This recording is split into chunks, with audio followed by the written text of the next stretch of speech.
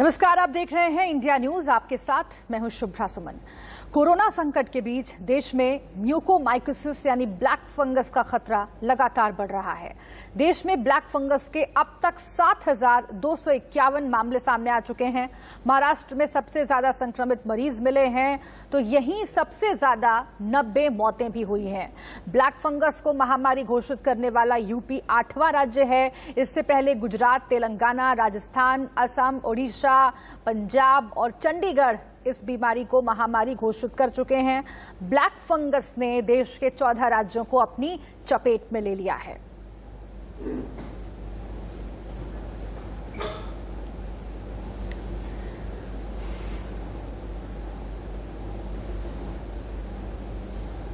Corona के बाद अगर किसी बीमारी ने लोगों को सबसे ज्यादा खौफजदा किया है तो वो है ब्लैक फंगस। इस साइलेंट बीमारी के बारे में हर कोई जानना चाहता है। इंडिया न्यूज आपको डॉक्टर्स की मदद से समझाने की कोशिश कर रहा है कि आखिर ये रोग कैसे फैलता है और इससे बचने के उपाय क्या हैं। मुंबई के अस्पताल के अंदर से हमारे संवाददाता अभिषेक शर्मा की एक्सक्लूसिव रिपोर्ट। देश में इस वक्त दो चीजों की बहुत बड़ी चर्चा है। एक है कोविड। आप जानते हैं कोविड को लेकर लगातार संख्याएं बढ़ रही हैं, लेकिन कुछ दिनों से संख्याएं कई कई जगहों पर कम भी देखी जा रही है। लेकिन उससे दूसरी बड़ी बीमारी जो इस वक्त सबसे ज्यादा चर्चाओं में है, सबसे ज्यादा लोग डरे हुए हैं, जिसका नाम है म्यूकोरमाइकोसिस, यानी जिसे ब्लैक फंगस भी कहते हैं। और जिस ब्लैक फंगस को लेकर आज पूरा भारत डरा हुआ है कि आखिरकार उन्हें ना हो जाए, वो लोग लेकर इस बात से डरे हुए हैं। आखिरकार ब्लैक फंगस होता कैसे है, शुरुआत कैसे होता है, किन लोगों को होता है और क्यों होता है, यह तमाम जानकारियों को आज बताने के लिए इंडिया न्यूज आपको एक ऐसा जानकारी देने जा रहा है। ऐसे क्लिनिक में मौजूद हूं जहां पे दो डॉक्टर हैं, बताएंगे कि कैसे शुरुआत होती है। यह मुंबई का एक बड़ा जोगेश्वरी में कुलकर्णी डेंटल हॉस्पिटल है, जहां पर दो डॉक्टर हैं, डॉक्टर शिरीष कुलकर्णी और डॉक्टर शर्मिला कुलकर्णी, जो बताएंगे कि किस तरीके से इसकी शुरुआत होती है। क्योंकि आप जानकर हैरान होंगे कि जो छोटा दर्द होता है वो लगता होगा कि दांतों का दर्द है, लेकिन सच्चाई यही है कि शुरुआत होती है इस दांत के दर्द से। क्योंकि दांत में जब दर्द होता है, लोगों को लगता है कि आम दर्द होगा, लोग पेन किलर खा के चुप बैठते हैं, लेकिन इसको नजरअंदाज करने की आवश्यकता एकदम नहीं है, क्योंकि ब्लैक फंगस की शुरुआत दांतों से होती है। अब देखिए कि दो डॉक्टर हैं और यहां पर वो लोग पेशेंट को इस वक्त देख रहे हैं और किस तरीके से ये चेक कर रहे हैं कि क्या इनके कुछ ऐसे सिम्टम्स हैं क्या। क्योंकि आजकल ऐसे सीनें हो रही हैं कि बहुत लोग मुंबई में खासतौर से, चूंकि यहाँ जागरूकता होती है, लोग जानते हैं, लोग टीवी देखते हैं, इसलिए काफी संख्या में लोग डेंटल क्लिनिक के पास आ रहे हैं, चेक करा रहे हैं। देखिए यहाँ पे लगातार चेकिंग चालू है। हमारे साथ शर्मिला कुलकर्णी डॉक्टर मैडम हैं, इनसे जान लेते हैं कि आखिरकार शुरुआत कैसे होती है। डॉक्टर शर्मिला मैडम, क्या कहेंगे, शुरुआत तो कैसे होती है, थोड़ा लोगों को समझाएं आम शब्दों में, ताकि लोग समझें पहले कि आखिरकार ब्लैक फंगस है क्या और कैसे लोग इससे बचें और क्या क्या ट्रीटमेंट होता है। शुरुआत एक्चुअली ये जो ब्लैक फंगस है, ये एक फंगल इन्फेक्शन है, अपॉर्चुनिस्टिक इन्फेक्शन है। ये हवा में है, लेकिन आम इंसान को नहीं होगा। ये ऐसे ही लोगों को अटैक कर रहा है जिनकी इम्यूनिटी या रोग प्रतिकार शक्ति बहुत कम हो चुकी है। क्योंकि कोविड से जो ग्रस्त इंसान है, वो ट्रीटमेंट के दौरान या रोग से जिस समय गुजर रहा है उसके दौरान या रोग से ठीक होने के बाद भी उसकी इम्यूनिटी बहुत लो हो चुकी है। खास तौर पे ऐसे लोग जिनको अनकंट्रोल्ड डायबिटीज हो और बहुत ज्यादा एलिवेटेड ब्लड शुगर जिनके हों, उनको ये रोग बहुत जल्दी अटैक कर रहा है। इसके जो सिम्टम्स है वो 2-3 तरह से पेशेंट पहचान सकता है। किसी को दांतों की तरफ सिम्टम्स आते हैं, किसी को नाक की तरफ सिम्टम्स दिखाई देंगे, किसी को आंखों के। तो जिस भी तरीके का सिम्टम्स है, ये बहुत अवेयरनेस बढ़ाना जरूरी है कि अगर दांतों के सिम्टम्स है, जैसे अचानक से दांतों में दर्द होना और कोई खास वजह जिसकी नजर नहीं आ रही है, दवाओं से ठीक नहीं हो रहा है। दूसरा, तालू में काला धब्बा दिखाई देना या मुंह से बदबू आना या पस डिस्चार्ज होना या ब्लीडिंग होना। नाक है, नाक के जो आसपास है, यहाँ पे अगर काला धब्बा दिखाई दे रहा है, नाक से ब्लीडिंग हो रहा है या काला डिस्चार्ज हो रहा है, तो आधा जो फेस है, आधा फेस पूरी तरह से सूज गया हो, या फिर आंख के आसपास सूजन हो, आंख थोड़ी सी ऐसा लगे कि जैसे बाहर निकल के आ गई है, रेडनेस है आंखों में। अब जैसे ये जो पेशेंट हैं, इनको कोविड हुआ था, लेकिन ठीक हो गए थे पूरी तरह से, लेकिन उन्होंने अवेयरनेस की वजह से जब ये पढ़ा और अवेयर हुए कि ये हो सकता है कोविड से ठीक हुए पेशेंट को भी, तो ये तुरंत इनको जब दांतों में पेन हुआ तो दिखाने के लिए आ गए कि क्या मुझे म्यूकरमाइकोसिस है या ये मुझे दर्द क्यों हो रहा है। तो इनका एक हम लोग ने एग्जामिनेशन किया और इनको कोई प्रॉब्लम नहीं है। एक जगह पे उनका खाना फंस गया था जिसकी वजह से मसूड़े में सूजन आ गई थी। उसके अलावा इनको कोई म्यूकरमाइकोसिस के कोई लक्षण बहुत अच्छे से आप समझा रही हैं और थोड़ा सा हमको बताते भी रहे हैं, जो दिखाएं आप थोड़ा सा कि किस तरीके से आप चेक करते हैं, क्योंकि लोगों को ये जानना बहुत जरूरी है कि चेकिंग कैसे होता है, यानी कहां कहां लोग समझें, क्योंकि ये जरूरी जानना होता है कि लोग अपने खुद घर पे कम से कम देख सकें, समझ लें कि कहां पे उन्हें दर्द हो रहा है, कैसे ब्लैक होता है, थोड़ा सा उसके बारे में बताएं आप। जी, अब जैसे कहीं भी ये जो तालू है, इसको तालू बोला जाता है, तालू में कहीं भी साइड पे बीच में कहीं भी एक काला धब्बा अगर दिखाई दे रहा है, या फिर दांत में किसी भी दांत में दर्द है और पेशेंट समझ में नहीं आ रहा है पेशेंट को कि कौन से दांत में दर्द है, मल्टीपल दांतों में उनको एक साथ दर्द आया है, या अगर हम ऐसे हिला के देखेंगे तो एक पूरा का पूरा जो सेगमेंट है हड्डी सहित वो हिलना शुरू हो जाता है और कोई उसकी एपरेंट वजह नजर नहीं आती है कि क्यों दांत हिल रहे हैं। तो साइड में सामने कोई भी एक सेक्शन है वो दांतों का अचानक से हिलने लगेगा, मुंह में बदबू आएगी, ये जो तालू है यहाँ पे कहीं छाले दिखाई देंगे या डिस्चार्ज होगा।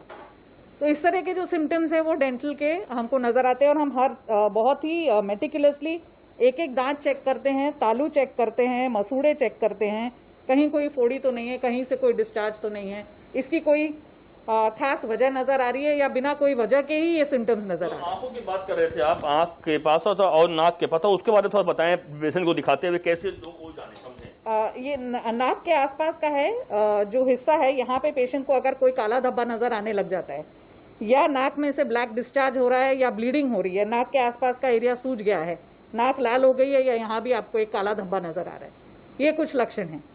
ऐसे ही आंखों तक जब तक जाता है तब तक डिजीज काफी फास्ट स्प्रेड हो गया होता है, तब जाके वो आंखों तक पहुंच जाता है ना। जब इनहेल करता है पेशेंट फंगस तो वो साइनस के जरिए, नाक के जरिए, साइनसेस के जरिए तालू की तरफ भी प्रोग्रेस होता है और आंखों की तरफ और ब्रेन तक भी प्रोग्रेस होता है। और ये जो प्रोसेस है ये बहुत फास्ट होती है, इसलिए बहुत जरूरी है कि एकदम इनिशियल स्टेजेस में इसको पकड़ा जा सके ताकि मिनिमम डैमेज से सर्जरी के जरिए, दवाओं के जरिए पेशेंट को ठीक किया जा सके। बिल्कुल, और ये ट्रीटमेंट इंडिया में पॉसिबल है। डॉक्टर सुशील कुलकर्णी साहब को हम जोड़ते हैं साथ में कि सर ये पॉसिबल है, यानी हमारे भारत में ये जो चीजें हैं, तो इसके बारे में समझाएं क्या ये है, क्योंकि लोग इससे भी लेकर डरते हैं। आपको पता है कोरोना है, कोरोना को किसी को टच नहीं करना है, कहीं छूना नहीं है, क्या यह ऐसे ही है कि टच करने से हो जाता है? थोड़ा सा इसके बारे में समझाएं लोगों की, ये कौन सा वायरस, किस टाइप का वायरस? नहीं, ये कोई एक में को लगने वाली बीमारी है नहीं। ये स्पेसिफिक कोरोना पेशेंट को अगर लगी है तो उसके घर वालों को नहीं लग सकती, क्योंकि उनकी इम्यूनिटी अच्छी है। उनको भले कोरोना हो गया होगा, अगर उनकी इम्यूनिटी अच्छी है तो उनको होगा नहीं ये, क्योंकि ये जो वायरस है, ये जो फंगल है, ये हर जगह मौजूद है। ये पहले भी डिजीज था, ये पहले कैंसर पेशेंट में देखा जाता था, HIV पेशेंट में होता था ये डिजीज, पर अभी ये नया पिछले 2 महीने से दिखाई दे रहा है कि ये कोविड पेशेंट में पोस्ट कोविड दिखाई दे रहा है। तो उसके सिम्टम्स अभी आपने देखे हैं, पर ये कई बार अगर जितने जल्दी अपन इस सिम्टम को पकड़ेंगे उतना पेशेंट का कम डैमेज होगा। इसका कोई दवा का ट्रीटमेंट है नहीं, इसको सर्जिकल वो एरिया सर्जिकली निकालना पड़ता है, और जितने जल्दी हम इसको पकड़ेंगे उतना कम डैमेज पेशेंट को होगा। तो ये तो हो गया, लेकिन थोड़ा सा इसके बारे में समझाएं कि क्या 45 जो एबव है उन्हीं को हो रहा है या उनके नीचे वालों को हो रहा है, क्योंकि जिन्हें डायबिटीज है और ब्लड प्रेशर है। अभी तक जो रिपोर्टेड केसेस हम लोगों ने देखे हैं वो सब 45 एंड अबव है। सब लोगों में एक कॉमन चीज है कि उनको डायबिटीज है, उन्होंने स्टीरॉयड की ट्रीटमेंट ली है, वो कोविड के दौरान हॉस्पिटलाइज थे, उनको ऑक्सीजन दिया गया है, करीब करीब 8 से 10 दिन वो हॉस्पिटलाइज थे। तो बहुत सारी चीजें एक पाई गई है जो कॉमन है। अब डायबिटीज सब में कॉमन है, इसलिए जो जिनको कोविड हो रहा है, जिन्होंने डायबिटीज की ट्रीटमेंट ली है, उनके ऊपर खास ध्यान देना चाहिए। एक थोड़ा सा आप कुछ वीडियो भी हमको दिखाने वाले थे, दिखाएं और दर्शकों को समझाएं थोड़ा सा, लेकिन मैम आपसे जब तक वो सर आपका वीडियो चालू हो गया देखते हैं कि एक सर कुछ आप फोटो वीडियो को दिखाना, ये भी दर्शकों को दिखाना जरूरी होता है कि कैसे आखिरकार यह बहुत ज्यादा जरूरी है देखना समझना कि किस तरीके से लोग खुद घर पे समझ सकते हैं कि क्या उन्हें ब्लैक फंगस कुछ हो तो नहीं रहा या हो नहीं गया है। सर थोड़ा सा समझाएं इस वीडियो के बारे में और फोटो के बारे में। देखो, जैसा ये पेशेंट है, इनको जब ये रिपोर्ट हुआ है तो इनको ये 2 दिन पहले इनके कोई भी दांत हिल नहीं रहे थे, पर जैसे ही ये क्लिनिक में आया है तो आप देखेंगे पूरा सेगमेंट के सेगमेंट हिल रहा है। तो ये जो हिल रहे हैं दांत, इसकी वजह एक ही हो सकती है पोस्ट कोविड पेशेंट में कि म्यूकल माइकोसिस होने के चांसेस बहुत ब्राइट है। बिल्कुल। और ये दूसरी, और आप एक फोटो और था कि जो बहुत ज्यादा पैच है, तो वो भी दिखाएं, क्योंकि दर्शकों को जानना बहुत जरूरी हो जाएगा आज के डेट में। ये क्या है, बताएं सर, ये फोटो क्या है? ये देखो, कोई पेशेंट में जब थोड़ा सा डिजीज एडवांस हो जाता है तो उसका मसूड़ा का जो पैलेट का ऊपर का स्किन है वो निकल जाता है और उसका बोन एक्सपोज हो जाता है। तो और ये अगर आप बोन देखोगे तो ये बोन भी सड़ चुका है और इसका एक्सटेंड करीब करीब दोनों साइड तक दांत के ये भी बाजू और ये भी बाजू पहुंच चुका है। ये इतनी जरूरी है जानकारी कि आप देख सकते हैं कि लाइव तस्वीरों के जरिए डॉक्टर साहब अपने अस्पताल में हमको दिखा रहे हैं, दर्शकों के लिए बता रहे हैं। लेकिन थोड़ा सा मैडम ये भी हम समझना चाहेंगे इस पेशेंट के माध्यम से, अगर बताएं हमको कि लोग, जिसे कोविड इन्हें हो गया है, कि लोग कैसे और सुरक्षित अपने आप को रखें ताकि इस ब्लैक फंगस से खतरे से वो बच सके। थोड़ा सा ये जानना जरूरी होता है, लोग कई लापरवाही करते हैं या फिर घर में लोगों को तकलीफ ना हो। हाँ, ये हर किसी को ये जानना बहुत जरूरी है और हमारे पेशेंट के जरिए और मैसेजेस के जरिए हम सबको अवेयरनेस बढ़ा रहे हैं इस बारे में कि जब आप कोविड को तो आपने मात दे दी, उसके बाद में जब आप घर आते हैं उसके बाद में ये बहुत जरूरी है कि आप ये ना समझे कि मैंने कोविड को मात दे दी तो मैं अब मास्क नहीं पहनूं और मैं बिना मास्क के घूमूं। बाहर तो जरूरी है ही, घर में भी ऐसे पेशेंट्स को मास्क लगा के घूमना बहुत जरूरी है। महाराष्ट्र में बढ़ रहे ब्लैक फंगस के केसों को लेकर मुंबई में बीएमसी की क्या तैयारियां हैं, इस पर बीएमसी मेयर से बातचीत की है इंडिया न्यूज संवाददाता शिवानी मिश्रा ने। मुंबई के अंदर जहां कोरोना वायरस के केसेस में कमी आ रही है, इसी बीच में देश भर में और महाराष्ट्र भर में ब्लैक फंगस का खतरा है, जिसकी जानकारी लेने के लिए मुंबई की मेयर के पास किशोरी पेडनेकर मैम है हमारे साथ। जानेंगे मैम, ब्लैक फंगस को लेकर क्या तैयारी है, क्योंकि पॉजिटिव नोट पर मुंबई के अंदर सबसे कम कोरोना के केसेस हैं। एक तो अभी हमने ब्लैक वाइट सब परेशानी जो जिनको कोविड-19 हुआ है और कोमॉर्बिड लोगों के बारे में ज़्यादा हो रहा है, तो उनका जो इंजेक्शन्स है, उनके जो टैबलेट्स है, ये पूरे के पूरे महानगर पालिका में आज भी अवेलेबल है। हम लोग बाहर से भी आने वाले लोगों को एडमिट करके ले रहे हैं, लेकिन ये वैश्विक महामारी आने के बाद जो विध्वंस होते वो विध्वंस अभी शुरू हुआ है। तो मुझे आपके माध्यम से लोगों को यही कहना है कि ज़्यादा से ज़्यादा सावधानी बरसो, ज़्यादा से ज़्यादा मास्क में रहना, भीड़ में नहीं जाना, हाथ धोना और प्रॉपर खाना जो अपना रहता है वो, और प्रॉपरली खुद के ऊपर ध्यान ज़्यादा दे दो, क्योंकि हम इधर उधर हाथ लगाते हैं, आँख को लगाते हैं, ये करते हैं। और अभी जैसे ये फंगस है, जैसे ब्लैक फंगस है, वैसे अभी वाइट फंगस भी आ रहे हैं, वो ब्लैक से भी ज़्यादा डेंजर है। उसका तो अटैक वापस जैसा हमारा कोविड-19 कोरोना का होता है लंग्स के ऊपर, उसके बाद आगे आगे सब ऑर्गन्स। तो ये सावधानी बरतने के काम है सबका। महानगर पालिका और राज्य सरकार तो इसके लिए अभी अपडेट ले भी रहे। खुद राजेश टोपे जी जो आरोग्य मंत्री महोदय, वो तो खुद सबके ऊपर ध्यान रख के काम कर रहे हैं।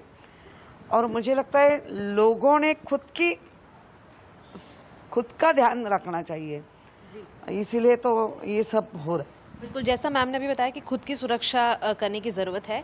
मैम, कोरोना पर एक बहुत अच्छा काबू पूरी बीएमसी द्वारा मुंबई के अंदर स्थापित हुआ। इसी बीच में जब ब्लैक फंगस की बात आ रही है तो उसके ट्रीटमेंट को लेकर कितनी तैयारी आप लोगों द्वारा की होगी? नहीं, अभी ट्रीटमेंट मीन्स उनका जो सही मेडिसिन है, जो अल्फा इंजेक्शन टैबलेट, वो तो हमारे पास बड़ी मात्रा में है, हम तो वो सब कर रहे हैं।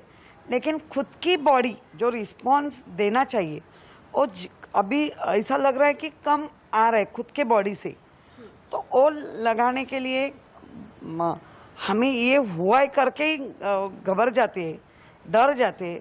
तो मुझे लगता है ये डरने की बात नहीं है, खुद की लड़ाई खुद करना है। बाकी जो लड़ाई है, जो मेडिसिन देना है, जो ये करना है, वो तो हम कर रहे हैं। तो देश के राज्यों में ब्लैक फंगस के मामले बढ़ रहे हैं, लेकिन ब्लैक फंगस को लेकर क्या क्या सावधानियां बरतनी चाहिए, देश के 2 बड़े डॉक्टर्स रणदीप गुलेरिया और डॉक्टर त्रेहान की जुबानी सुनिए। We have to prevent fungal infections in our COVID-19 patients rather than looking at treating them, because treating them is difficult.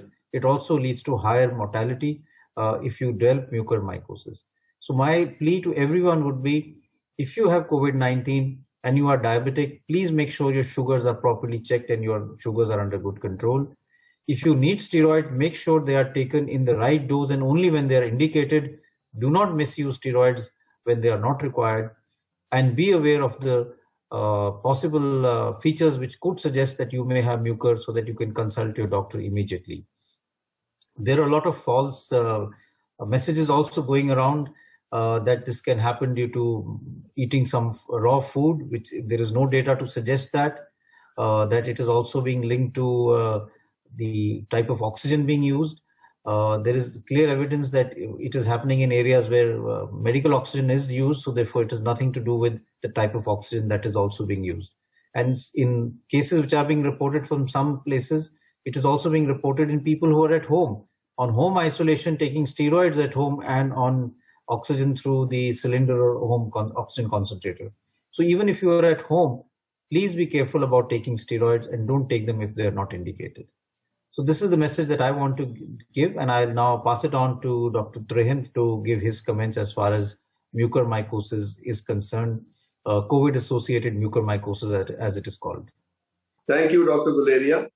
जैसे डॉक्टर साहब ने अभी बताया कि इसका बैकग्राउंड क्या है और क्यों आजकल हम इसको देख रहे हैं, तो 3 चीजों पे आप लोगों को ध्यान देना है कि ये जो फंगस है ये एनवायरनमेंट में खास करके सॉइल मिट्टी में मिलता है, बट नॉर्मली ये जिन लोगों का इम्यूनिटी ठीक होती है, जो लोग हेल्थी होते हैं, तो उनको कोई ये अटैक नहीं कर सकता।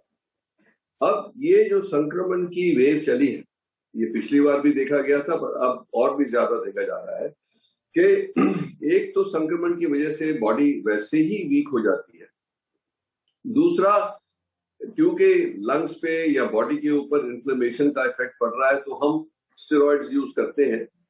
और जिन लोगों में ज्यादा हाई डोज स्टेरॉइड्स यूज किए गए और वो डायबिटिक थे और उनका ब्लड शुगर पूरी तरह से कंट्रोल नहीं हुआ, तो वो उनका इम्यून सिस्टम कम होने की वजह से और शुगर हाई होने की वजह से वो वल्नरेबल हो जाते हैं इस जो फंगस है उसको, जिसको अपॉर्चुनिस्टिक फंगस कहते हैं, कि जहां उसको मौका मिलेगा कि वीक बॉडी मिली तो उसके ऊपर अटैक कर सकता है। तो इसीलिए जैसे आपको देखना है कि ऑलरेडी संक्रमण है, दूसरा स्टेरॉइड्स की जरूरत पड़ सकती है, पर वो बिल्कुल स्ट्रिक्टली एक एक्सपर्ट के अंडर ले, क्योंकि इसका जो डोसेज है उस पर भी डिपेंड करता है कि एक तो स्टेरॉइड्स को जल्दी नहीं देना, जब उसकी जरूरत होगी तभी देना है, और उस डोज में देना है जो इन्फ्लेमेशन को दबाने के लिए उचित है, और तीसरा जितनी जल्दी उसको खत्म किया जा सकता है स्टेरॉइड की यूज को, उतना ही फायदा है। तो इसीलिए ये तो खैर एक्सपर्ट डॉक्टर ही बताएगा कि कब शुरू करना है, क्या डोज में शुरू करना है और कब खत्म करना है, पर आपको ये बहुत ध्यान रखना है। और इसी के साथ यहाँ पर रुक रहे हैं एक छोटे से ब्रेक के लिए, आप बने रहिए।